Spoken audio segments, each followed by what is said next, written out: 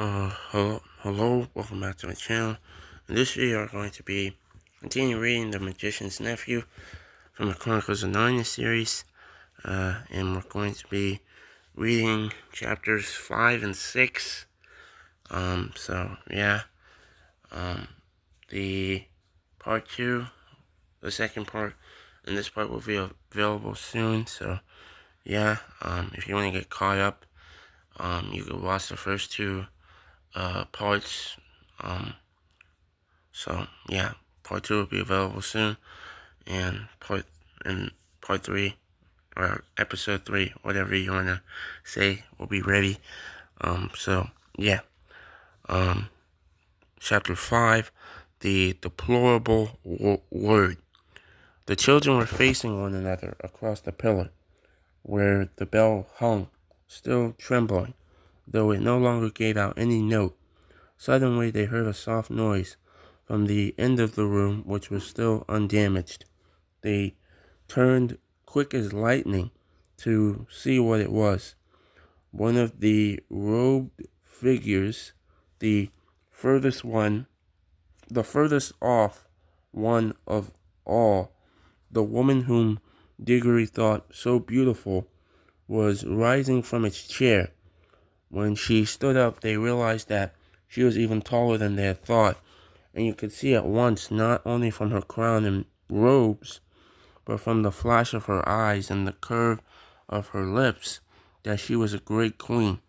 She looked round the room and saw the damage and saw the children, but you could not guess from her face what she thought of either or whether she was surprised.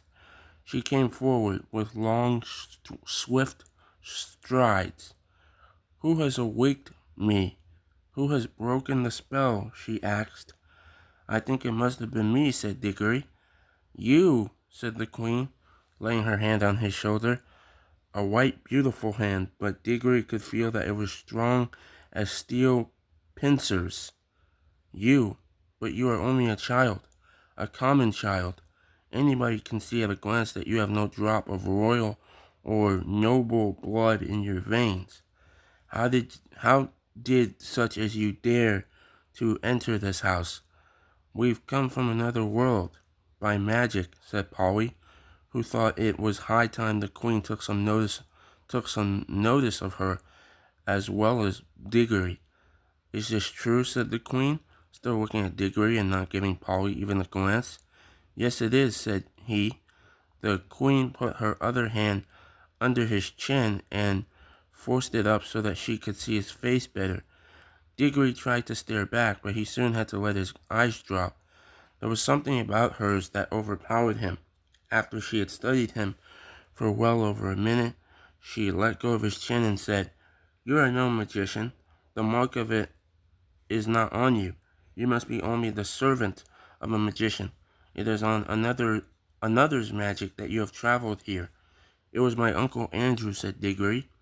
At the moment, not in the room itself, but from somewhere very close, there came first a rumbling, then a creaking, and then a roar of falling masonry, and the floor shook. "There is great peril here," said the queen. "The whole palace is breaking up. If we are not out of it in a few minutes, we shall be buried under the ruin." She spoke as calmly as if she had been merely mentioning the time of day. "Come," she added, and held out a hand to each of the children. Polly, who was disliking the queen and feeling rather sulky, would not have let her hand be taken if she could have helped it. But though the queen spoke so calmly, her movements were as quick as thought.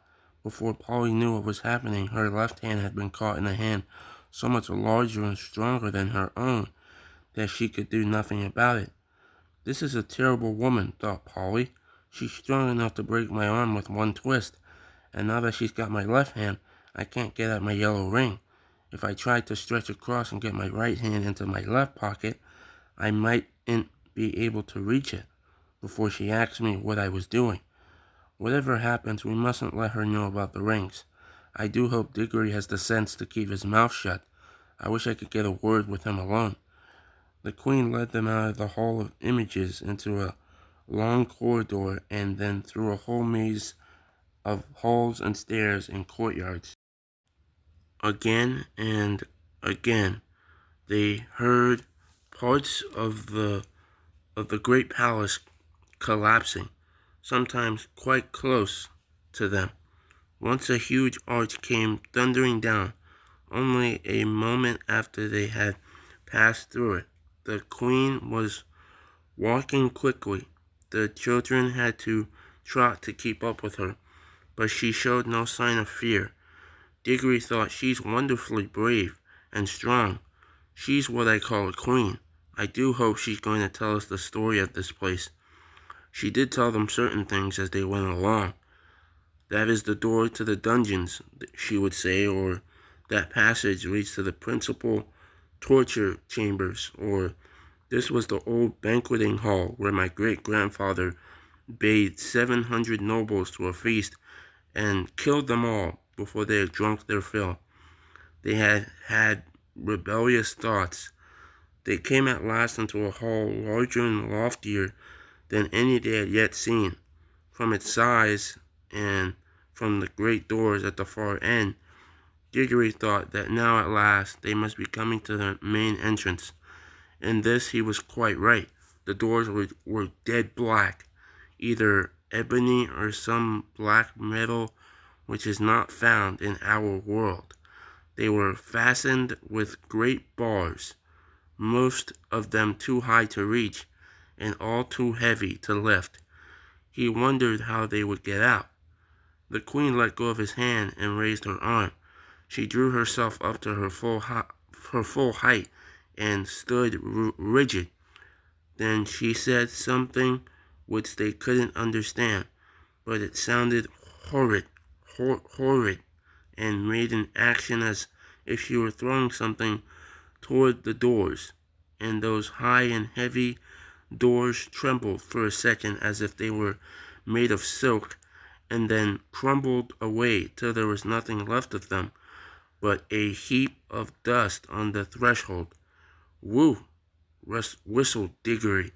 "Has your master magician, your uncle, power like mine?" asked the queen, firmly seizing Diggory's hand again. "But I shall know later. In the meantime, remember what you have seen. This is what happens to things and to people who stand in my way. Much more light than they had yet seen in that country is pouring in through the now empty doorway, and when the queen let them out through it, they were not surprised to find themselves in the open air. The wind that blew in their faces was cold, yet somehow stale. They were looking from a high terrace, and there was a great landscape spread out below them. Low down and near the horizon hung a great red sun, far bigger than our sun. Diggory felt at once that it was also older than ours, a sun near the end of its life, weary of looking down upon that world. To the left of the sun and higher up there was a single star, big and bright. Those were the only two things to be seen in the dark sky. They made a dismal group, and on the earth in every direction, as far as the eye could reach, there spread a vast city in which there was no living things to be seen, and all the temples, towers, palaces, pyramids, and bridges cast long, disastrous-looking shadows in the light of that withered sun. Once a great river had flowed through the city, but the water had long since vanished, and it was now only a wide ditch of gray dust. "Look well on that which no eyes will ever see again," said the queen. Such was Charn, that great city, the city of the King of Kings, the wonder of the world, perhaps of all worlds. "Does your uncle rule any city as great as this, boy?" "No," said Diggory. He was going to explain that Uncle Andrew didn't rule any cities, but the queen went on. "It is silent now, but I have stood here when the whole air was full of the noises of Charn, the trampling of feet, the creaking of wheels, the cracking of the whips, and the groaning of slaves, the thunder of chariots, and the sacrificial drums beating in the temples. I have stood here, but that was near the end, when the roar of battle went up from every street, and the river of Charn ran red. She paused and added, all in one moment, one woman blotted it out forever. Who? Said Diggory in a faint voice, but he had already guessed the answer. I, said the queen. I, Jadis, the last queen, but the queen of the world. The two children stood silent, shivering in the cold wind. It was my sister's fault, said the queen. She drove me to it. May the curse of all the powers rest upon her forever. At any moment I was ready to make peace, yes, and to spare her life too, if only she would yield me the throne. But she would not. Her pride has destroyed the whole world.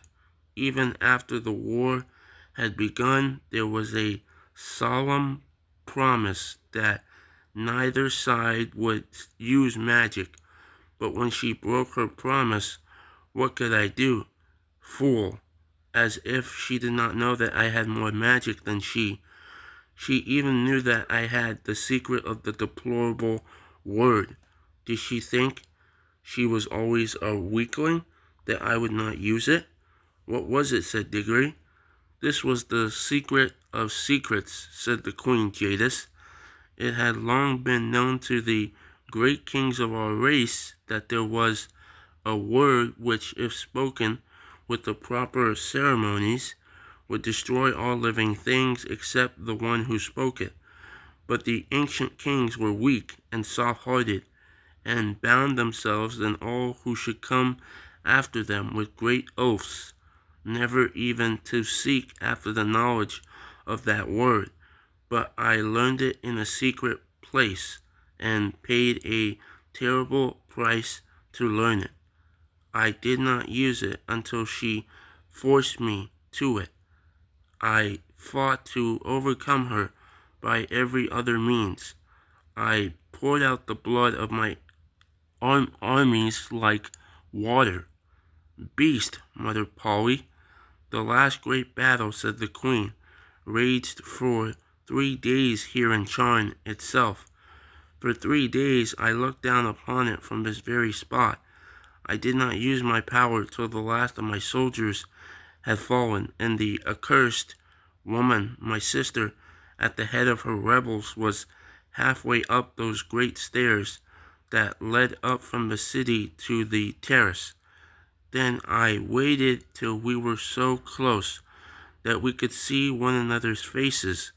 She flashed her horrible, wicked eyes upon me and said, Victory. Yes, said I, victory, but not yours. Then I spoke the deplorable word. A moment later I was the only living thing beneath the sun. But the people gasped Diggory. What people, boy? Asked the queen. All the ordinary people, said Polly, who'd never done you any harm, and the women, and the children, and the animals. Don't you understand? Said the queen, still speaking to Diggory. I was the queen. They were all my people. What else were they there for but to do my will? It was rather hard luck on them, all the same, said he. I had forgotten that you are only a common boy. How should you understand reasons of state? You must learn, child, that what would be wrong for you or for any of the common people is not wrong in a great queen such as I. The weight of the world is on our shoulders. We must be free from all rules. Ours is a high and lonely destiny. Diggory suddenly remembered that Uncle Andrew had used exactly the same words, but they sounded much grander when Queen Jadis said them, perhaps because Uncle Andrew was not 7 feet tall and dazzlingly beautiful. And what did you do then? Said Diggory.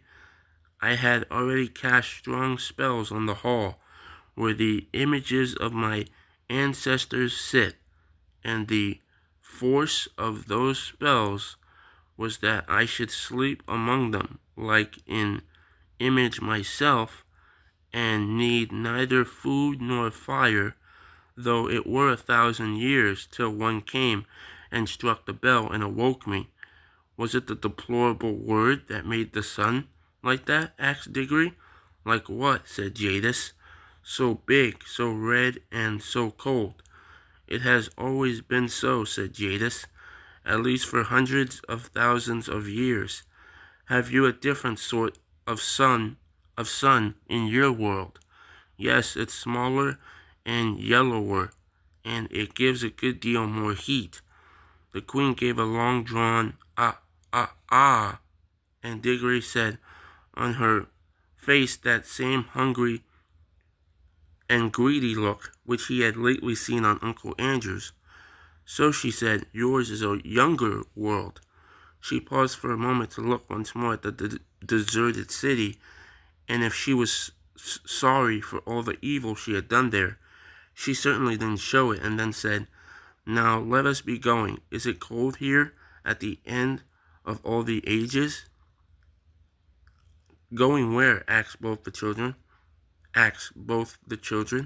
Where? Repeated Jadis in surprise. To your world, of course. Polly and Diggory looked at each other, aghast. Polly had disliked the queen from the first, and even Diggory, now that he had heard the story, felt that he had seen quite as much of her as he wanted. Certainly she was not at all the sort of person one would like to take home, and if they did like, they didn't know how they could. What they wanted was to get away themselves, but Polly couldn't get at her ring, and of course Diggory couldn't go without her. Diggory got very red in the face and stammered, oh, our world. I didn't know you wanted to go there. What else were you sent here for, if not to fetch me? Asked Jadis. I'm sure you wouldn't like our world at all, said Diggory. It's not her sort of place, is it, Polly? It's very dull, not worth seeing, really. It will soon be worth seeing when I rule it, answered the queen. Oh, but you can't, said Diggory. It's not like that. They wouldn't let you, you know. The queen gave a contemptuous smile. Many great kings, she said, thought they could stand against the house of Charn, but they all fell, and their very names are forgotten. Foolish boy, do you think that I, with my beauty and my magic, will not have your whole world at my feet before a year has passed? Prepare your incantations and take me there at once. This is perfectly frightful, said Diggory to Polly. Perhaps you fear for this uncle of yours, said Jadis, but if he honors me duly, he shall keep his life and his throne. I am not coming to fight against him. He must be a very great magician if he has found how to send you here. Is he king of your whole world, or only a part? He isn't king of anywhere, said Diggory. You are lying, said the queen. Does not magic always go with the royal blood? Who ever heard of common people being magicians? I can see the truth whether you speak it or not.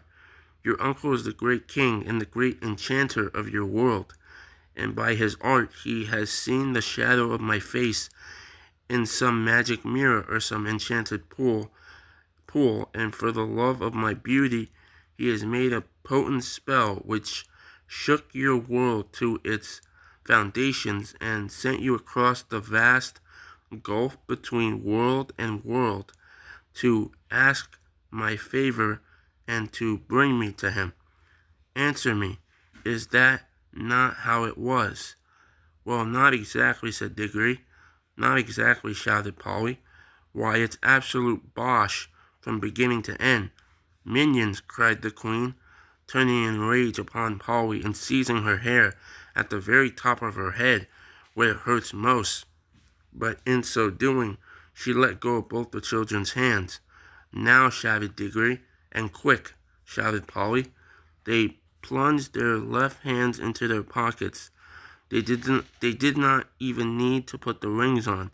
The moment they touched them, the whole of that dreary world vanished from their eyes. They were rushing upward, and a warm green light was growing near overhead. Chapter 6. The Beginning of Uncle Andrew's Troubles. Let go, screamed Polly. I'm not touching you, said Diggory. Then their heads came out of the pool, and once more the sunny quietness of the wood between the worlds was all about them, and it seemed richer and warmer and more peaceful than ever after the staleness and ruin of the place they had just left. I think that if they had been given the chance, they would again have forgotten who they were and where they came from, and would have lain down and enjoyed themselves half asleep, listening to the growing of the trees. But this time there was something that kept them as wide awake as possible, for as soon as they had got out onto the grass, they found that they were not alone. The queen, or the witch, whichever you like to call her, had come up with them, holding on fast by Polly's hair. That was why Polly had been shouting out, "Let go." This proved, by the way, another thing about the rings with which Uncle Andrew hadn't told Diggory because he didn't know it himself. In order to jump from world to world by using one of those rings, you don't need to be wearing or touching it yourself. It is enough if you are touching somebody who is touching it. In that way, they work like a magnet, and everybody knows that if you pick up a pin with a magnet, any other pin, which is touching the first pin, will come too. Now that you saw her in the wood, Queen Jadis looked different. She was much paler than she had been, so pale that hardly any of her beauty was left, and she was stooped and seemed to be finding it hard to breathe, as if the air of that place stifled her. Neither of the children felt in the least afraid of her now. Let go of my hair," said Polly. "What do you mean by it?" "Here, let go of her hair at once," said Diggory. They both turned and struggled with her. They were stronger than she, and in a few seconds they had forced her to let go. She reeled back, panting, and there was a look of terror in her eyes. "Quick, Diggory," said Polly. "Change rings and into the home pool." "Help, help, mercy," cried the witch in a faint voice, staggering after them. "Take me with you. You cannot mean to leave me in this horrible place. It is killing me." "It's a reason of state," said Polly spitefully, "like when you killed all those people in your own world. Do be quick, Diggory." They had put on their green rings, but Diggory said, "Oh, bother. What are we to do?" He couldn't help feeling a little sorry for the queen. "Oh, don't be such an..." Oh, I can't say it. No, I can't read that. I can't read that. If you've read the book, I can't read that piece of dialogue. Um, I'm just gonna continue on. 10-1. She's only shaming. Do come on. And then both children plunged into the home pool. It's a good thing we made that mark, thought Polly. But as they jumped, Diggory felt that a large, cold finger and thumb had caught him by the ear. And as they sank down and the confused shapes of our own world began to appear, the grip of that finger and thumb grew stronger. The witch was apparently recovering her strength. Diggory struggled and kicked, but it was not of the least use. In a moment they found themselves in Uncle Andrew's study, and there was Uncle Andrew himself, staring at the wonderful creature that Diggory had brought back from beyond the world. And while he might stare, Diggory and Polly stared too. There was no doubt that the witch had got over her faintness, and now that one saw her in our own world, with ordinary things around her, she fairly took one's breath away. In Charn, she had been alarming enough. In London, she was terrifying. For one thing, they had not realized till now how very big she was. Hardly human was what Diggory thought when he looked at her, and he may have been right, for some say there is giantish blood in the royal family of Charn. But even her height was nothing compared with her beauty, her fierceness, and her wildness. She looked 10 times more alive than most of the people one meets in London. Uncle Andrew was bowing and rubbing his hands and looking, to tell the truth, extremely frightened. He seemed a little shrimp of a creature beside the witch, and yet, as Polly said afterward, there was a sort of likeness between her face and his. something in the expression. It was the look that all wicked magicians have, the mark which Jadis had said she could not find in Diggory's face. One good thing about seeing the two together was that you would never again be afraid of Uncle Andrew, any more than you'd be afraid of a worm after you had met a rattlesnake, or afraid of a cow after you had met a mad bull. Pooh, thought Diggory to himself. Him? A magician? Not much. Now she's the real thing. Uncle Andrew kept on rubbing his hands and bowing. He was trying to say something very polite, but his mouth had gone all dry so that he could not speak. His experiment with the rings, as he called it, was turning out more successful than he liked. For though he had dabbled in magic for years, he had always left all the dangers as far as one can to other people. Nothing at all like this had ever happened to him before. Then Jadis spoke, not very loud, but there was something in her voice that made the whole room quiver. Where is the magician who has called me into this world? Ah, madam, gasped Uncle Andrew. I am most honored, highly gratified, a most unexpected pleasure. If only I had had the opportunity of making any preparations, where is the magician, fool? Said Jadis. I am, madam. I hope you will excuse any liberty these naughty children may have taken. I assure you there was no intention. You? Said the queen, in a still more terrible voice. Then in one stride she crossed the room, seized a great handful of Uncle Andrew's gray hair, and pulled his head back so that his face looked up into hers. Then she studied his face, just as she had studied Diggory's face in the Palace of Charn. He blinked and licked his lips nervously all the time. At last she let him go, so suddenly that he reeled back against the wall. I see, she said scornfully. You are a magician, of a sort. Stand up, dog, and don't sprawl there as if you were speaking to your equals. How do you come to know magic? You are not of royal blood, I'll swear. Well, not perhaps in the strict sense, stammered Uncle Andrew. Not exactly royal, ma'am.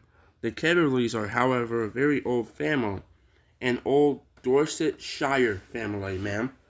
Peace, said the witch. I see what you are. You are a little peddling magician who works by rules and books. There is no real magic in your blood and heart.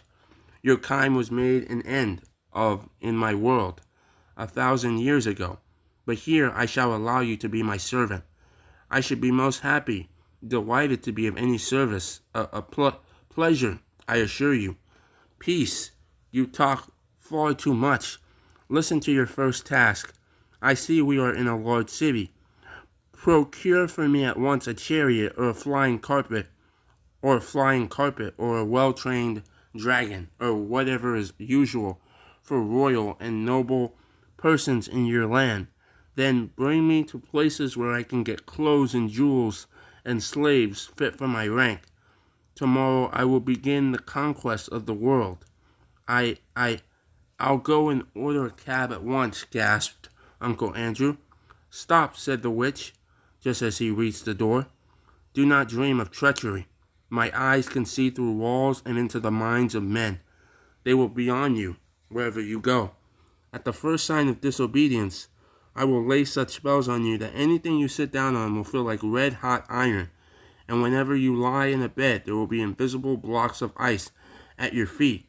Now go. The old man went out, looking like a dog with its tail between its legs. The children were now afraid that Jadis would have something to say to them about what had happened in the wood. As it turned out, however, she never mentioned it either then or afterward, I think. And Diggory thinks, too, that her mind was of a sort which cannot remember that quiet place at all. And however often you took her there, and however long you left her there, she would still know nothing about it. Now that she was left alone with the children, she took no notice of either of them, and that was like her too. In Charn, she had taken no notice of Polly till the very end, because Diggory was the one she wanted to make use of. Now that she had Uncle Andrew, she took no notice of Diggory. I expect most witches are like that. They are not interested in things or people unless they can use them. They are terribly practical. So there was silence in the room for a minute or two, but you could tell by the way Jadis tapped her foot on the floor that she was growing impatient. Presently she said, as if to herself, "What is the old fool doing? I should have brought a whip." She stalked out of the room in pursuit of Uncle Andrew, without one glance at the children. "Whew," said Polly, letting out a long breath of relief. "And now I must get home. It's frightfully late. I shall catch it." "Well, do come back as soon as you can," said Diggory. "This is simply ghastly, having her here. We must make some sort of plan." "That's up to your uncle now," said Polly. "It was he who started all this messing about with magic. All the same, you will come back, won't you? Hang it all, you can't leave me alone in a scrape like this." "I shall go home by the tunnel," said Polly, rather coldly. "That will be the quickest way. And if you want me to come back, hadn't you better say you're sorry?" "Sorry?" exclaimed Diggory. "Well now, if that isn't just like a girl. What have I done?" "Oh, nothing, of course," said Polly, sarcastically. "Only nearly screwed my wrist off in that room with all the waxworks, like a cowardly bully. Only struck the bell with the hammer like a silly idiot. Only turned back in the wood so that she had time to catch hold of you before we jumped into our own pool. That's all." "Oh," said Diggory, very surprised. "Well, all right. I'll say I'm sorry. And I really am sorry about what happened in the waxworks room. There, I've said I'm sorry. And now do be decent and come back. I shall be in a frightful hole if you don't." "I don't see what's going to happen to you. It's Mr. Ketterly who's going to sit on red-hot chairs and have ice in his bed, isn't it?" "It isn't that sort of thing," said Diggory. "What I'm bothered about is Mother. Suppose that creature went into her room. She might frighten her to death." "Oh, I see," said Polly, in rather a different voice. "All right. We'll call it Pax. I'll come back, if I can, but I must go now." And she crawled through the little door into the tunnel, and that dark place among the rafters, which had seemed so exciting and adventurous a few hours ago, seemed quite tame and homely now. We must now go back to Uncle Andrew. His poor old heart went pit-a-pat as he staggered down the attic stairs, and he kept on dabbing at his forehead with a handkerchief. When he reached his bedroom, which was the floor below, he locked himself in, and the very first thing he did was to grope in his wardrobe for a bottle and a wine glass, which he always kept hidden there when Aunt Letty could not find them. He poured himself out a glassful of some nasty grown-up drink and drank it off at one gulp. Then he drew a deep breath. "Upon my word," he said to himself, "I'm dreadfully shaken. Most upsetting, and at my time of life." He poured out a second glass and drank it too. Then he began to change his clothes. You have never seen such clothes, but I can remember them. He put on a very high, shiny, stiff collar of the sort that made you hold your chin up all the time. He put on a white waistcoat with a pattern on it and arranged his gold watch chain across the front. He put on his best frock coat, the one he kept for weddings and funerals. He got out his best tall hat and polished it up. There was a vase of flowers put there by Aunt Letty on his dressing table. He took one and put it in his buttonhole. He took a clean handkerchief, a lovely one such as you couldn't buy today, out of the little left-hand drawer and put a few drops of scent on it. He took his eyeglass with the thick black ribbon and screwed it into his eye. Then he looked at himself in the mirror. Children have one kind of silliness, as you know, and grown-ups have another kind. At this moment, Uncle Andrew was beginning to be silly in a very grown-up way. Now that the witch was no longer in the same room with him, he was quickly forgetting how she had frightened him and thinking more and more of her wonderful beauty. He kept on saying to himself, "A dem fine woman, sir, a dem fine woman, a superb creature." He had also somehow managed to forget that it was the children who had got hold of the superb creature. He felt as if he himself, by his magic, had called her out of unknown worlds. Andrew, my boy, he said to himself as he looked in the glass, you're a devilish well-preserved fellow for your age.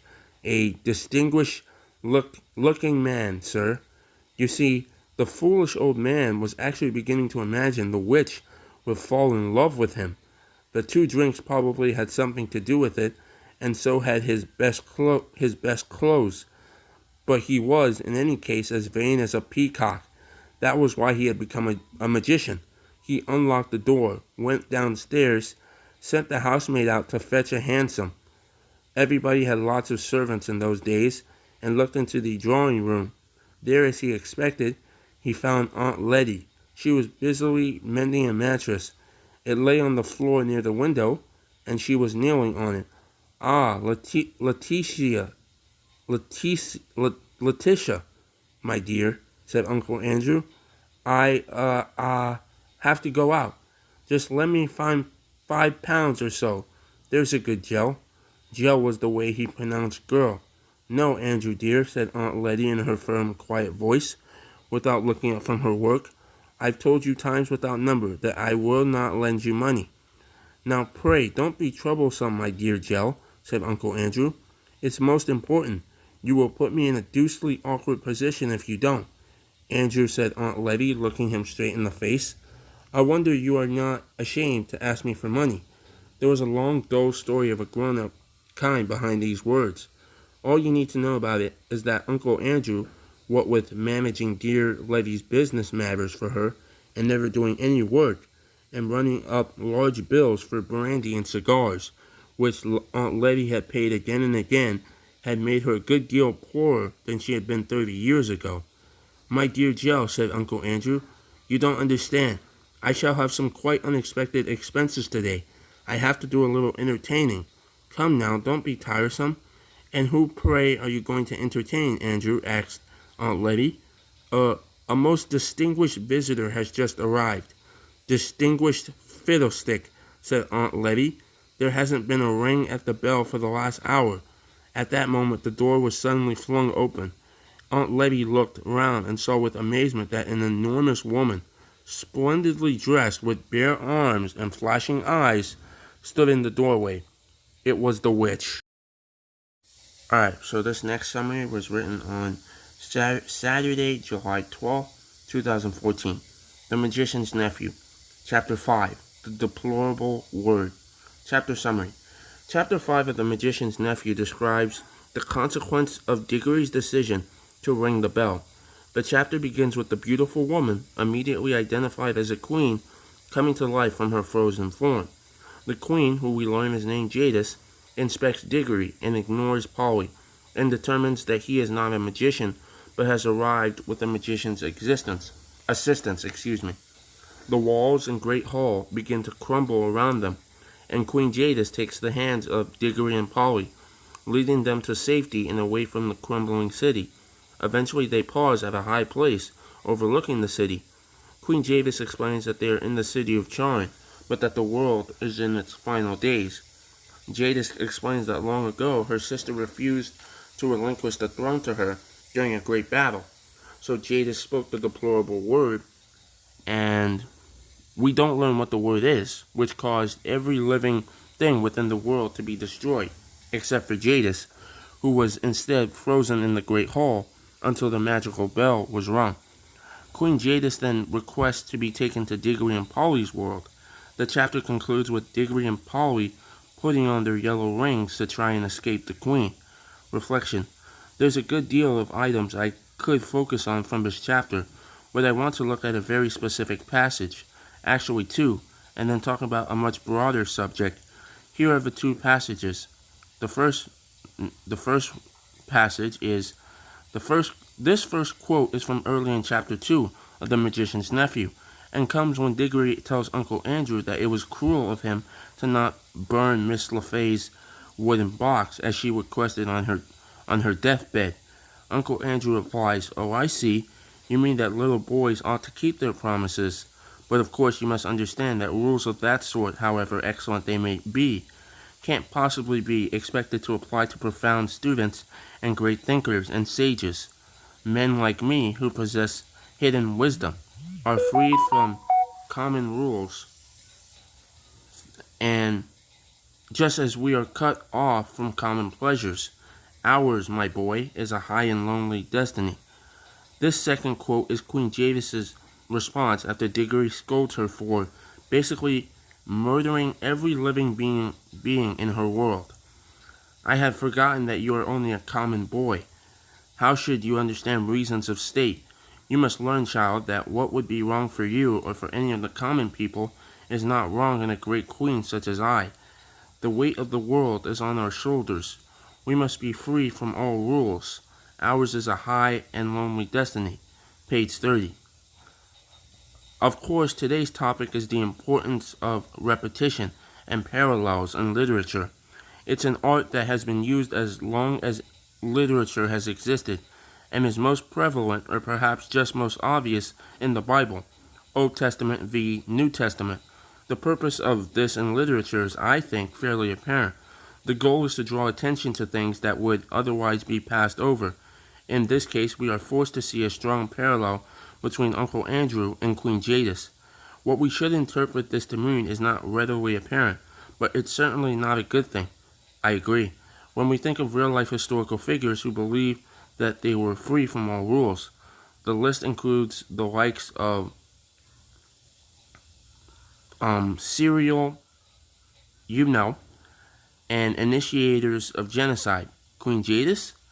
What we can learn from this repetition is that we are meant to draw parallels between Uncle Andrew and Queen Jadis. As readers, we should be giving thought to how they are different, and most importantly, why, as I suggest in my previous post, the answer could certainly be their choices. After all, there are a huge number of parallels in the Harry Potter series between Voldemort and Harry, but it was their choices that ultimately defined them. It will be interesting to continue to look for these parallels and repetitions, especially as we move into the highly allegorical The Lion, the Witch, and the Wardrobe. Very true. This was a very good reflection, I can't lie. Very good. The others have been good too, but I really like how his explanations and comparing comparing what the importance of repetitions and parallels in literature. So good stuff. Alright, so this next post is from Sunday, July 13th, 2014. The Magician's Nephew. Chapter 6, The Beginning of Uncle Andrew's Troubles. Chapter Summary. Diggory and Polly quickly realize that their attempt to escape Queen Jadis has brought her along with them to the wood between the worlds. Jadis was holding onto Polly's hair. Once again, the children try to escape Jadis by returning to Earth through the appropriate puddle, and again, Jadis grabs Diggory's ear and travels with them. So this is all really bad stuff. I mean, grabbing Polly's hair to go with them to go to the wood between the worlds, and then grabbing Diggory's ear to travel with them back to London. This is all very bad stuff. The three travelers arrive in Uncle Andrew's study, where Uncle Andrew greets Jadis. Jadis examines Uncle Andrew and determines him to be a quasi-magician, the type of which was eliminated from her planet 1,000 years ago. Uncle Andrew acts frightened and timid in front of Jadis. Jadis sends Uncle Andrew on a mission to find her transportation so that she can obtain clothes, jewelry, and slaves. Uncle Andrew is warned that he will in essence be tortured if he deviates from his task or attempts to thwart Jadis's plan. Uncle Andrew goes to his bedroom and gets very fashionably dressed after downing 2 glasses of brandy. He thinks he can possibly charm Queen Jadis. Meanwhile, Diggory and Polly are left in the upstairs study with Jadis, who is ignoring them. Polly says that she wishes to go home and promises to return only after Diggory apologizes for the chain of events that has occurred. Downstairs, Uncle Andrew asks Miss Ketterly, Aunt Letty, for money to obtain a cab. Aunt Letty rejects his request, and then Queen Jadis enters the room. Reflection. Today's reflection is on the concept of mercy. Let's review a bit. Here's a short passage from just after Queen Jadis, Diggory, and Polly have traveled out of Charn and to the wood between the worlds. Jadis has moved with them by holding onto Polly's hair. They both turned and struggled with her. They were stronger than she, and in a few seconds they had forced her to let go. She reeled back, panting, and there was a look of terror in her eyes. "Quick, Diggory," said Polly. "Change rings and into the home pool." "Help, help, mercy," cried the witch in a faint voice, staggering after them. "Take me with you. You cannot mean to leave me in this horrible place. It is killing me." It's a reason of state," said Polly spitefully, "like when you killed all those people in your own world. Do be quick, Diggory." They had put on their green rings, but Diggory said, "Oh, bother. What are we going to do?" He couldn't help feeling a little sorry for the queen. 10 to 1 she's only shaming. "Do come on." And then both children plunged into the home pool. Page 32. Then later, when Polly is making Diggory apologize for causing the chain of events at hand, this is Polly's explanation of the reasons that Diggory needs to apologize. "Only nearly screwed my wrist off in that room with all the waxworks, like a cowardly bully. Only struck the bell with the hammer, like a silly idiot. Only turned back in the woods so that she had time to catch hold of you before we jumped into our own pool. That's all." Page 34. And if I didn't say the page number for the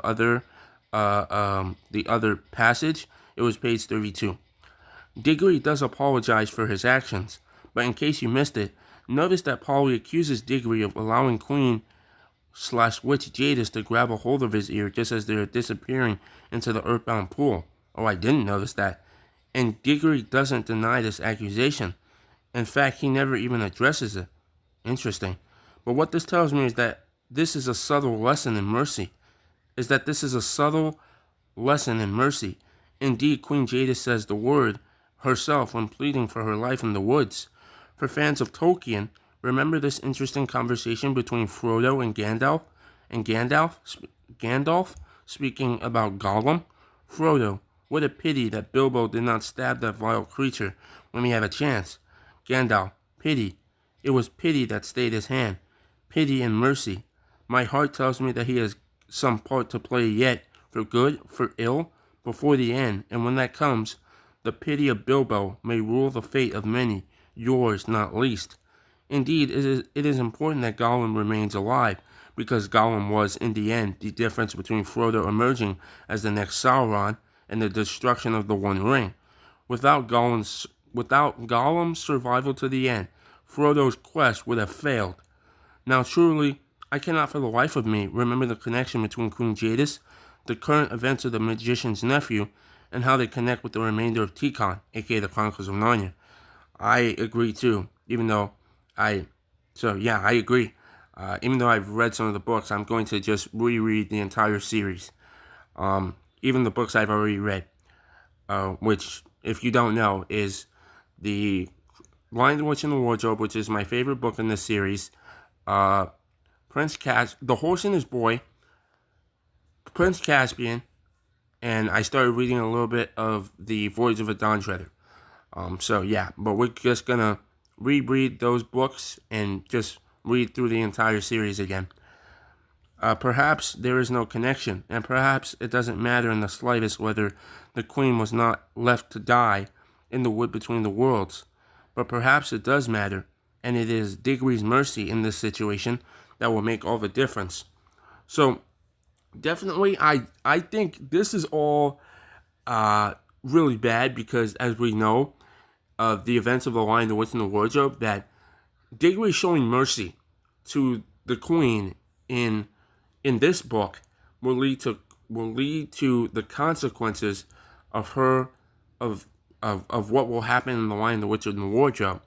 So, knowing that, and knowing the events of the later books, or literally in the next book, that showing mercy to Queen Jadis was a mistake. So at least, it was a mistake, and so it's it's interesting to see that.